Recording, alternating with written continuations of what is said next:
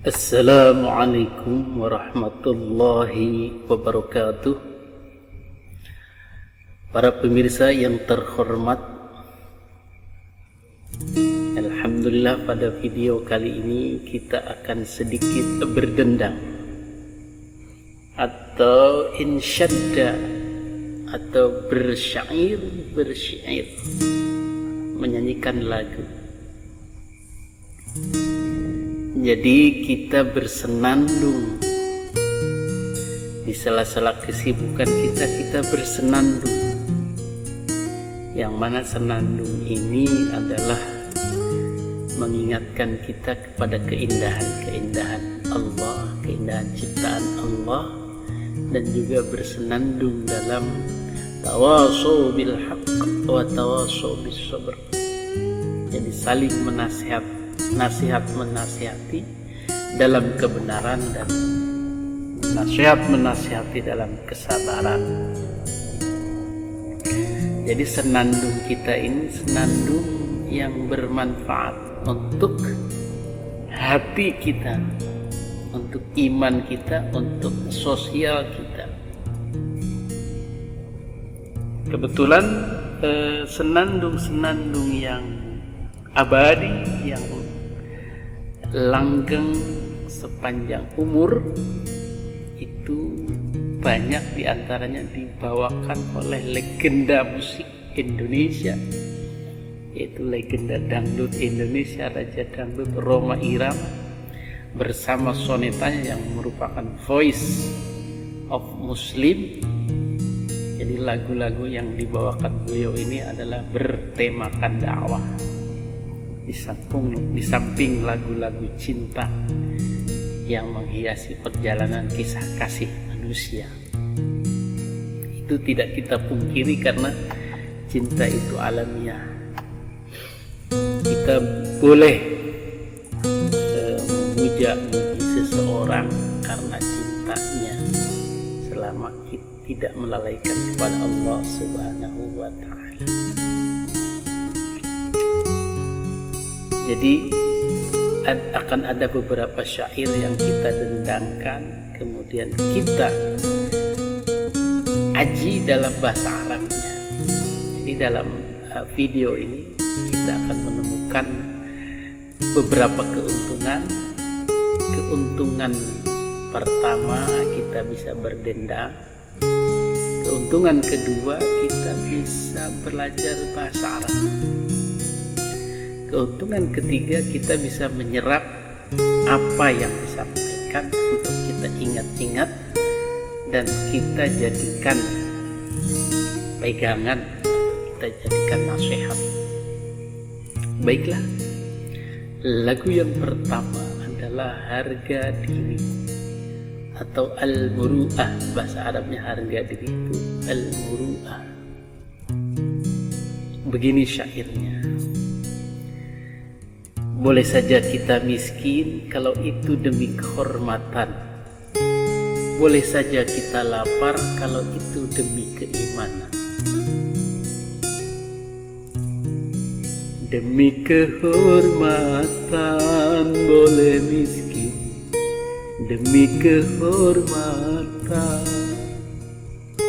Demi keimanan boleh lapar, demi keimanan. Jangan sampai dijual berapapun harga diri ini. Jangan sampai ditukar dengan apapun keimanan ini. Demi kehormatan boleh miskin, demi kehormatan.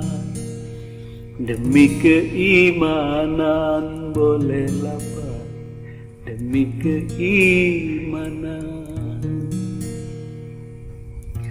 Lebih baik jalan kaki tapi punya harga diri daripada bersedang tanpa kehormatan. Lebih baik gubuk tua tapi jadi hamba Tuhan, daripada digedung tanpa keimanan. Hanya dengan kehormatan diri jadi berharga, hanya dengan keimanan hidup jadi bahagia. Demi keimanan boleh miskin, demi keimanan, demi keimanan boleh lapar, demi keimanan.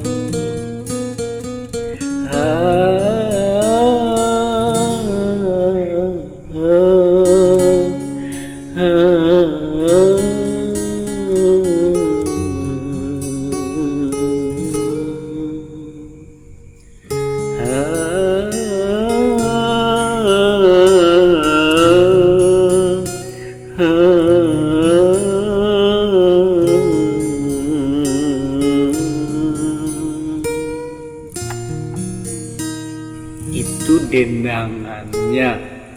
Mohon maaf kalau suaranya pas-pasan, karena ini hanya berdendang atau bersenandung saja. Tapi senandung kita kali ini lumayan sangat berarti, sangat bermanfaat dari sisi syair. Harga diri itu adalah al-muru'ah. Jadi harga diri, nilai diri, al-muru'ah bahasa Arab. Yumkinu an nakuna fuqara, mungkin bagi kita, mungkin bagi kita adalah kita itu, an nakuna itu adalah kita itu. Yumkin itu mungkin, yumkinu, mungkinu. Jadi dari bahasa Arab amkana yumkinu, kemudian isimnya adalah mungkin. Maka mungkin itu berasal dari bahasa Arab, awalnya mungkin pakai M, kemudian lama-lama jadi mungkin atau possible bahasa Inggrisnya. Jadi kita tahu bahwa mungkin itu ternyata dari bahasa Arab mungkin. Yumkinu an nakuna fuqara, mungkin kita atau boleh menjadilah kita itu fuqara, orang-orang miskin. Fakir itu mufradnya, fuqara jamaknya fuqara. Boleh saja kita miskin idza kana dzalika min ajli syaraf. Idza kana tatkala, idza itu tatkala ya. Idza kana tatkala ada ini si fuqar, fakir itu, fuqara itu, kalau kefakiran itu, apa kefakiran itu, dzalika itu dia jadi fa'ilnya, ini fi'ilnya atau isim kana. Kefakiran itu min ajli syaraf adalah dari arah-arah syaraf, kemuliaan, karena kemuliaan. Boleh saja kita miskin kalau itu demi kehormatan. Itu kata Syekhuna Roma Irama, kata Bang Haji, yumkinu an nakuna fuqara idza kana dzalika min ajli syaraf. Boleh saja kita miskin kalau itu demi kehormatan. Wa yumkinuna an najua, maka fa itu maka yumkinuna memungkinkan kepada kita. Apa yang memungkinkan? An najua, apakah kita itu lapar. Jo itu lapar, naju kita lapar, na itu berarti kita, jo itu lapar. Kalau anta, ta itu tajua, berarti kamu lapar. Nah, itu bahasa Arab. dengan merubah na menjadi ta itu udah merubah subjeknya. Tajua beda lagi, najua beda lagi, ajua kalau di sininya alif dia jadi aku lapar. Boleh saja kita lapar idza kana min ajlil iman, tatkala ada min ajlil, ada apa itu lapar. Si lapar itu min ajlil iman, karena demi keimanan, arah keimanan. Jadi kata Bang Haji, boleh saja kita miskin kalau itu demi kehormatan. Boleh saja kita lapar kalau itu demi keimanan. Maksudnya bagaimana? Kita kadang-kadang kesal dengan kemiskinan, capek dengan kemiskinan, malu dengan kemiskinan. Maka dari itu diusahakan bagaimana kita supaya cepat keluar dari kemiskinan itu. Tetapi yang jadi masalah adalah bagaimana kita keluar dari kemiskinan itu tanpa mengorbankan kehormatan. Begitu maksudnya. Karena di zaman sekarang ini banyak sekali jalan pintas untuk menjadi kaya dengan menggadaikan kehormatan. Mohon maaf bagi para wanita yang memiliki body aduhai, semok, menor, demplon, bohai, apalagi itu, semampai, sintal, itu sangat rentan tergiur oleh kekayaan yang akan dia tukar dengan kehormatannya. Mohon maaf, jalan pintasnya adalah seringkali dengan menjual kehormatan atau menjual harga diri, atau secara vulgarnya adalah melacurkan diri. Na'udzubillahi min dzalik. Ada orang yang melacurkan diri demi sesuap nasi. Ada orang yang melacurkan diri demi mengganjal perut, demi kebutuhan keluarga yang tidak ada jalan keluar. Itu sudah disinggung oleh Mbah Titik Puspa dalam lagu Kupu-Kupu Malam itu. Apa gimana tuh bunyinya tuh? Lagu Kupu-Kupu Malam. Dosakah yang dia kerjakan, sucikah mereka yang datang? Kadang dia menangis di dalam senyuman. Dia senyum tapi hatinya menangis. Kalau hanya untuk itu demi sesuap nasi tidak ada jalan keluar lagi, itu bukan melacurkan diri namanya, tidak menjual kehormatannya.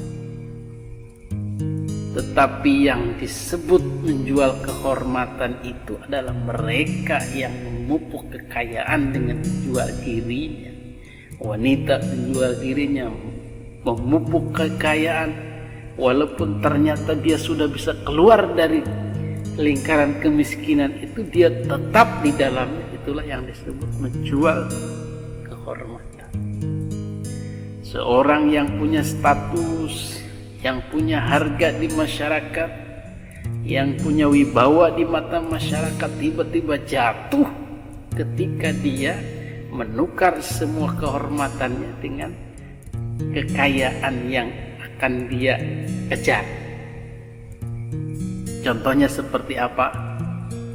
Contohnya seperti mereka yang rela berbohong, yang rela korupsi, yang rela memanipulasi demi mendapatkan rupiah.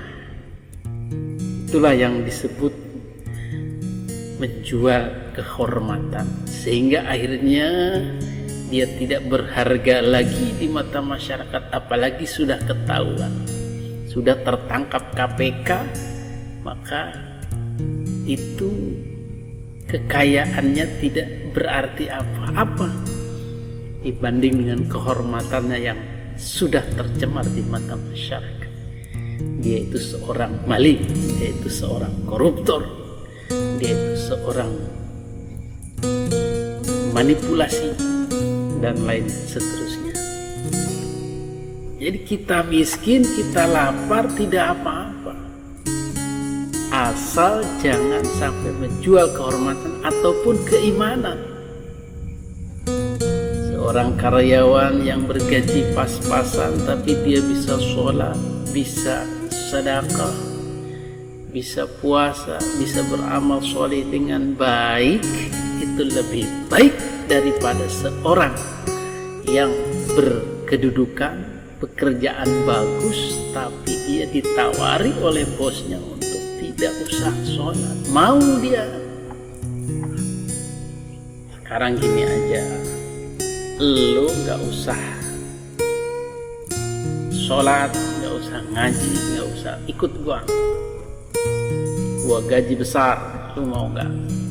Dia mikir di rumah, gimana mah ini bos melarang sholat tapi gajinya gede, bos melarang ikut-ikutan, bahkan diajaknya ke dalam agamanya tapi lumayan gajinya, kita bisa kaya sebagai orang kepercayaan, gimana?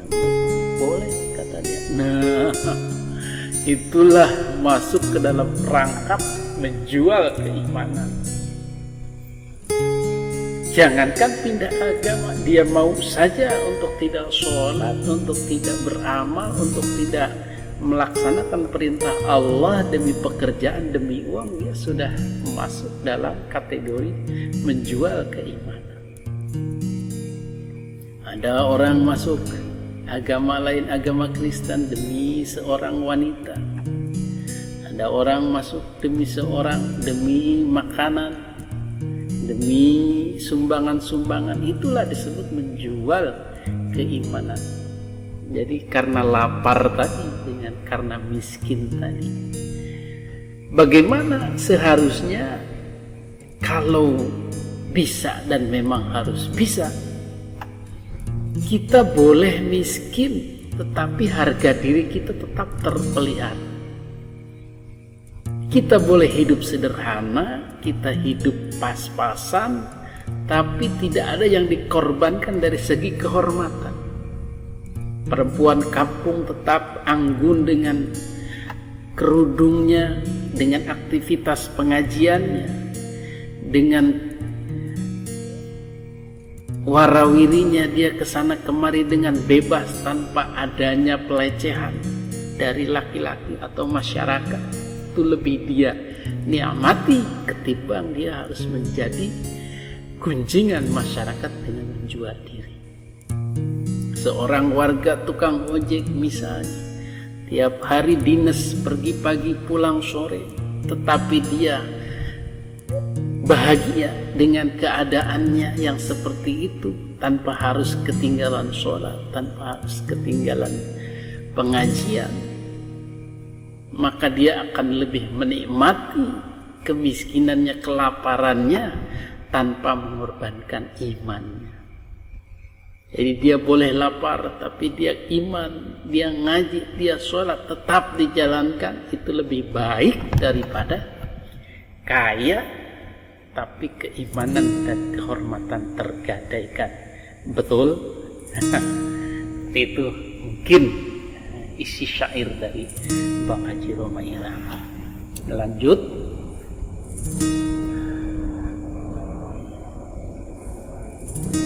Min ajil karamati qad yakununa fuqara, min ajil karama demi kehormatan, qad yakununa fuqara,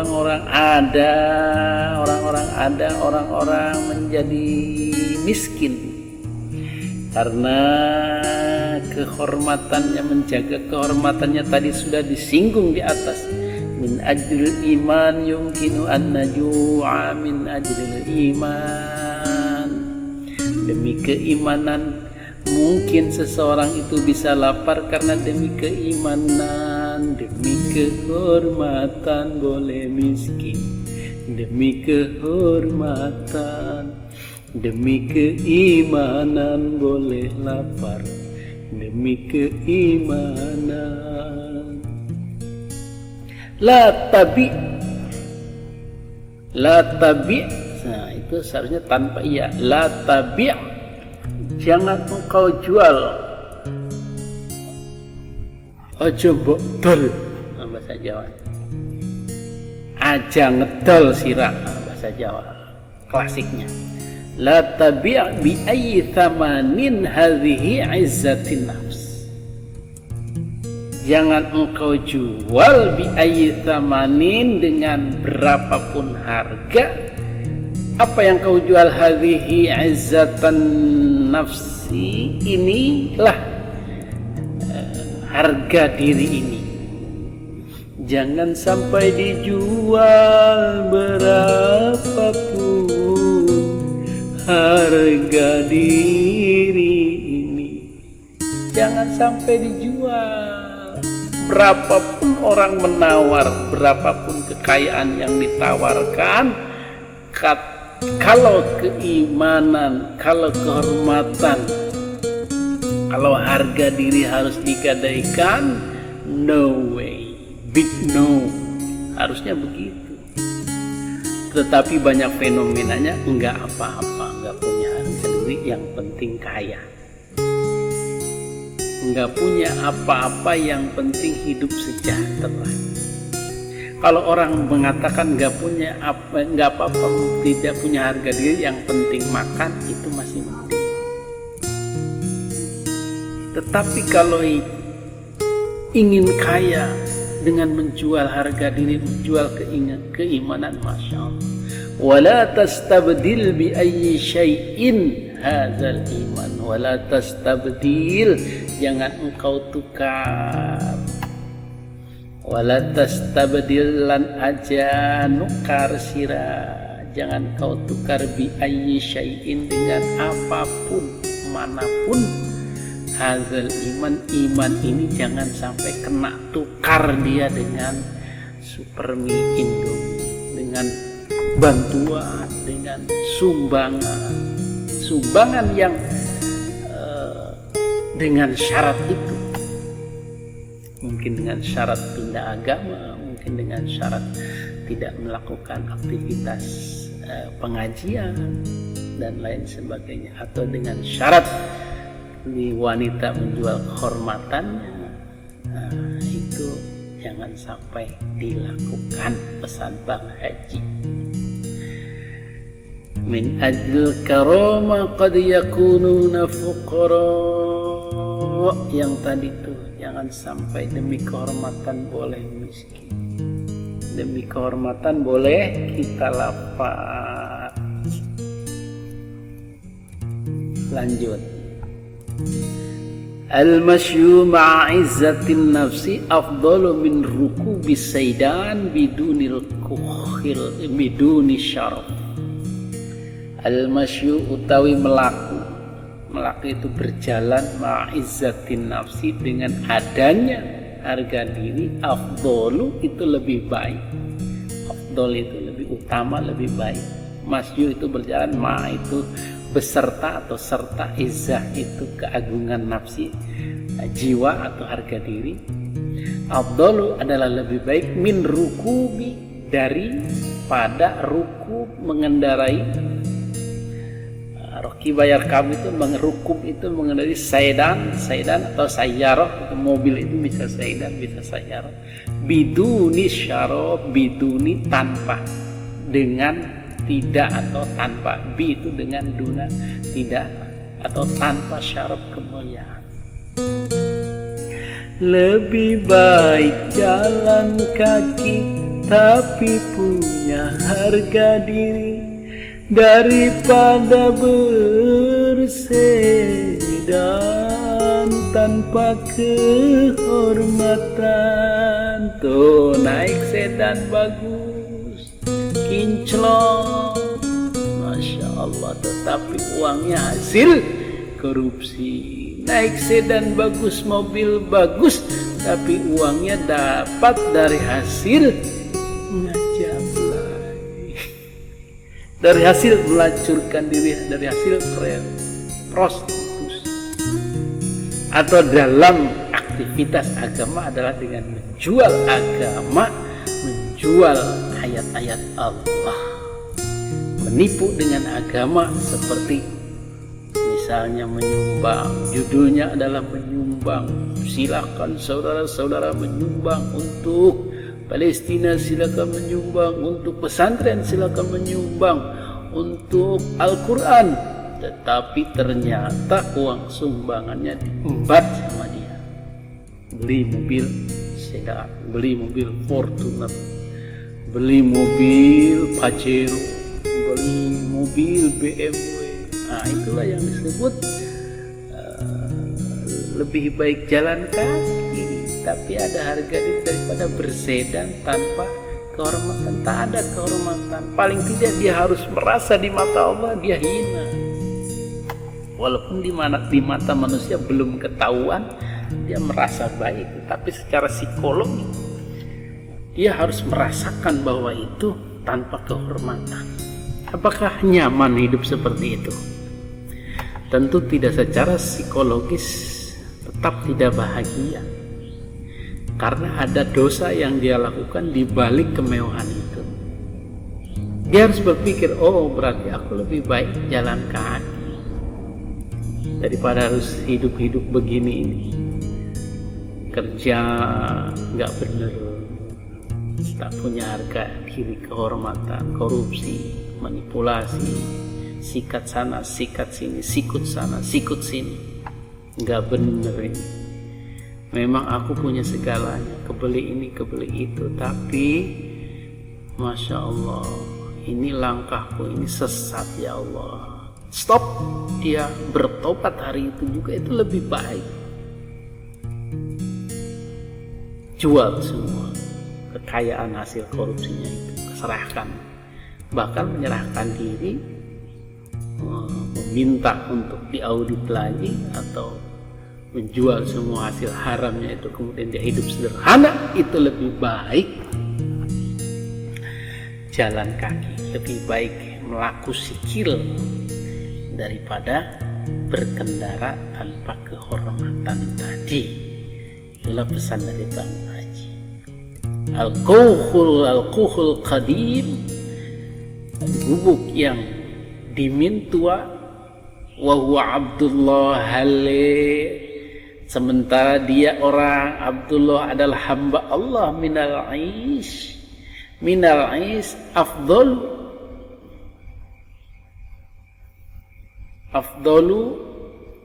itu lebih baik. Ya, ini kurang afdalu itu lebih baik minal aish fi mabna bidunil iman, lebih baik daripada hidup di dalam bangunan bidunil iman, tanpa adanya iman. Sama seperti tadi, berkendara mewah, mobil bagus, tetapi harga diri tak ada, tak punya harga diri.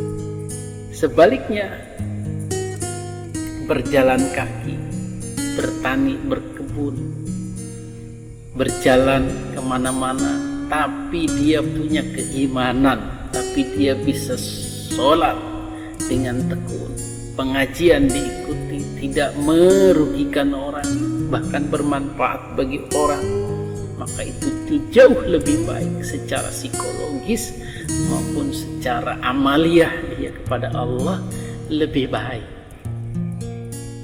Jadi hati lebih baik, lebih bahagia. Apakah kita mau bunuh diri perlahan-lahan dengan merusak kebahagiaan hati kita dari dalam ini, pura-pura bahagia? Jadi orang-orang kaya yang hasil korupsi, hasil prostitusi, hasil judi dan lain sebagainya, sebenarnya dia tidak bahagia di mata batinnya, tetapi bahagia di mata masyarakat. Nah, itulah yang disebut merangsang penyakit, men-trigger datangnya penyakit. Ya, jadi sama halnya ketika dia tinggal di gedung yang mewah, di rumah yang bagus, dari hasil korupsi tadi, dari hasil prostitusi tadi, dari hasil judi tadi, dari hasil menjual agama tadi, maka itu tidak ada nilainya. Buat apa gedung yang bagus, rumah yang bagus? Mendingan tinggal di gubuk sederhana, rumah yang setengah jadi, bahkan cuman batako atau hebel belum diplester, hanya asbes yang bocor-bocor, bawahnya pun hanya peluran semen. Bukan ngomongin sendiri.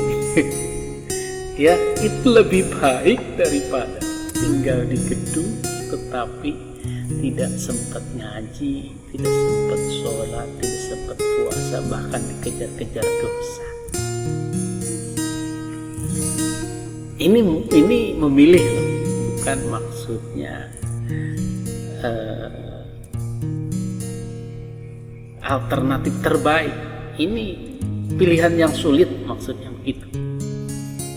Ada salah satu yang harus dikorbankan, mana dulu. Tetapi kalau bukan pilihan yang sulit, tidak ada yang satu dikorbankan, ya lebih baik tinggal di gedung yang megah, mewah, dengan menjadi orang yang soleh, bersedan, kemudian dia takwa kepada Allah. Nah, itu bukan pilihan. Itu bukan pilihan yang sulit. Ini terjadi ketika harus ada pilihan tadi, mana yang harus dipilih. Gitu. Kalau untuk maksimalisasi dua-duanya bisa saja, itu lebih baik lagi. Lebih baik tinggal di gedung dan soleh daripada miskin nggak bener lagi. Ada itu, udah tinggal di gubuk, miskin, nggak sholat lagi. Nah, itu parah itu. Tapi ini pilihan keimanan, kenyamanan dengan keimanan, kenyamanan dengan harga diri.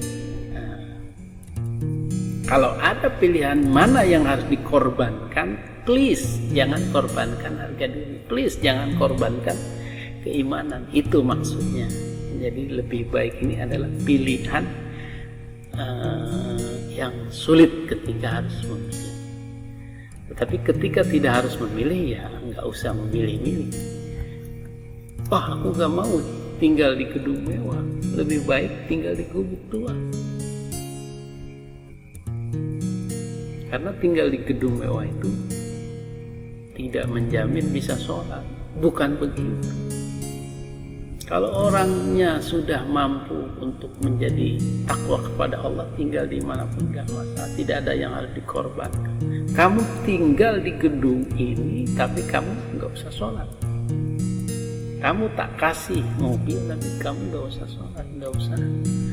Kamu tak kasih mobil, tapi kamu harus mengabdi kepada saya.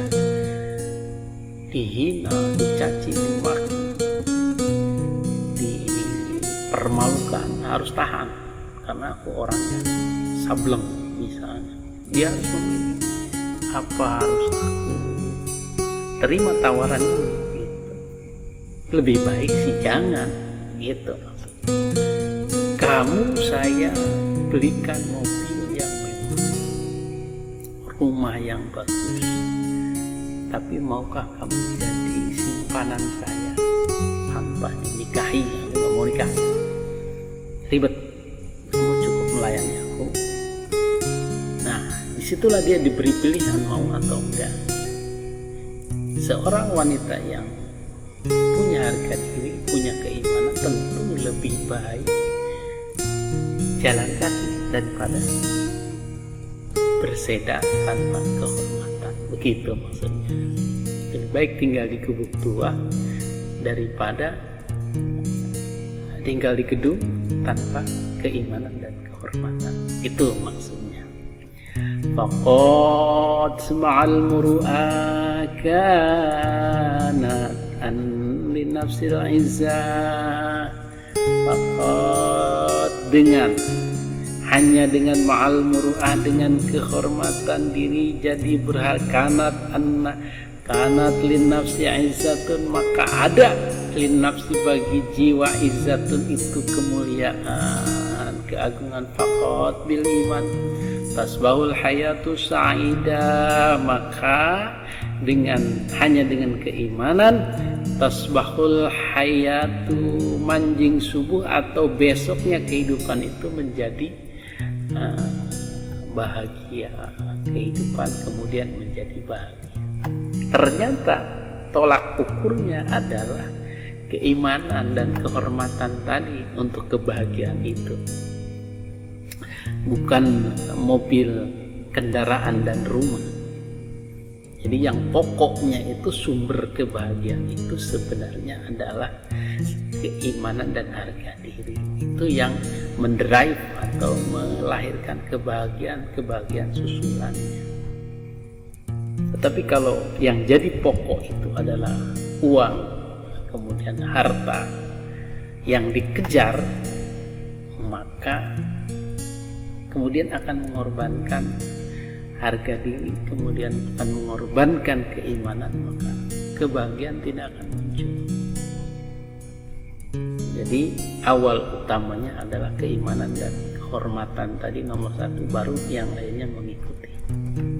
Jadi kalau ada pilihan-pilihan harus memilih mana dulu, iman dulu baru kemudian kekayaan dan seterusnya. Tetapi kalau yang dikejar kekayaan dulu dengan mengorbankan kehormatan dan keimanan, maka ini jadi kebalik.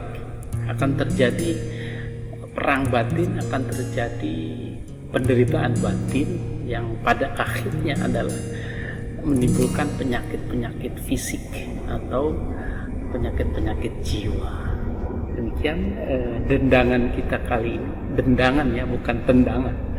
Dendangan kita kali ini dari lagu Bang Haji Roma Irama. Mudah-mudahan bermanfaat bagi kita untuk selalu terus memperbaiki diri.